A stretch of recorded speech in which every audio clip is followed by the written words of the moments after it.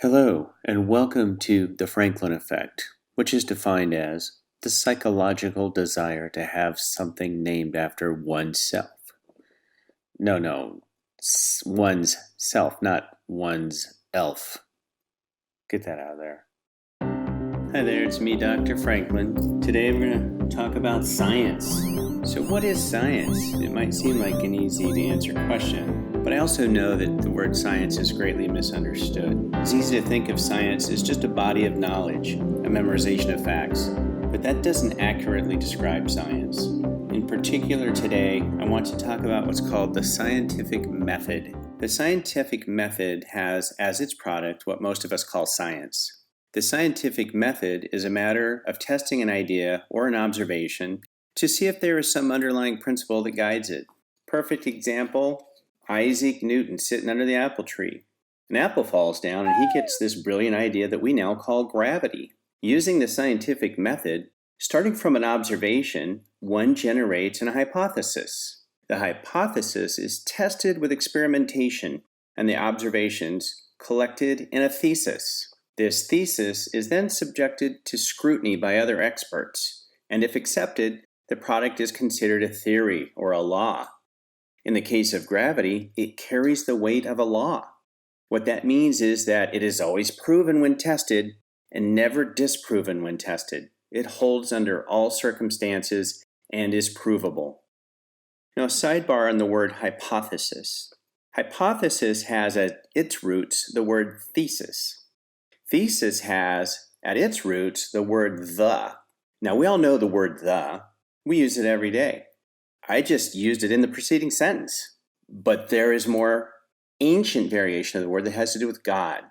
But, without getting into too much other discussions off the topic of science, let's just say the root word the applies to the idea of truth. So, thesis is a proposition asserted by one who has done scientific study of the subject, concluded something, and then wrote it up and presented it as truth to a scientific body.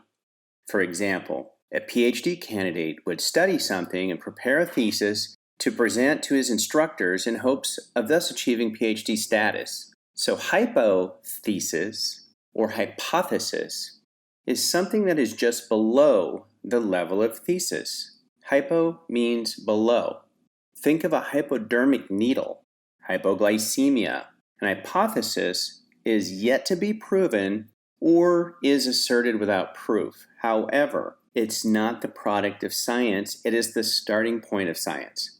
So thesis, hypothesis, theory are all words we use in our quest for the truth and are very important parts of what we call the scientific method.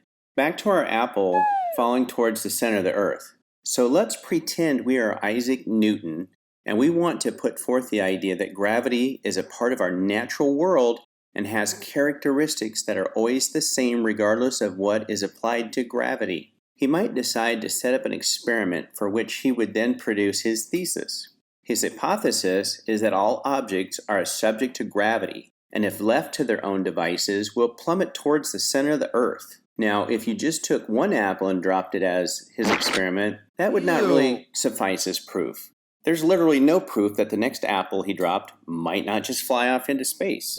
So let's say he drops an apple 10,000 times, and each time it falls to the direction towards the center of the earth. Not only would that be proof of the idea of gravity, it would be so perfect that the idea of gravity would reach the level of a law, as we discussed earlier. Natural law is something like gravity, proven time and time again, 100% of the time, never not shown to have an effect. In other words, always shown to be there in all experiments ever done to date. Now that sounds simple, but let's put it in the context of the scientific method. If you're going to make an hypothesis, you must also make what's called a null hypothesis, spelled N-U-L-L, null hypothesis. That's probably something you haven't heard before, especially if you're not trained in science. What that means is that for every hypothesis you plan to subject to scientific scrutiny via the scientific method, you have to have both an hypothesis and a null hypothesis. I think the best way to illustrate this is with another example. In the Newton's apple analogy, a hypothesis is that the apple will always fall towards the center of the earth. A simple null hypothesis would be that it wouldn't fall to the earth every single time. After his experiment, one of these will be proven. In other words, if his hypothesis is disproven, that de facto proves the null hypothesis. So if we're going to set out to prove something using science, we have to have an hypothesis and a null hypothesis. So now, working to get into the meat of the stuff you're going to love. Oh. Let's take an assertion that's stated as a fact and determine whether or not it is a subject of scientific scrutiny. I'm going to say all unicorns are green. Now that's my hypothesis. My null hypothesis would be that not all unicorns are green. So how do we prove this or disprove this as the case might be? First, we have to have a bunch of unicorns. Now, we know unicorns aren't real, so we can't find any unicorns. So we can't test the hypothesis. That unicorns are green is not a statement that can be subjected to scientific scrutiny. I cannot create a null hypothesis that would be proven if my hypothesis were not proven, because I cannot prove my hypothesis due to a lack of unicorns. But no one has disproven my hypothesis. So being clever, I can point that out. I could claim nobody has ever disproven my hypothesis on unicorns.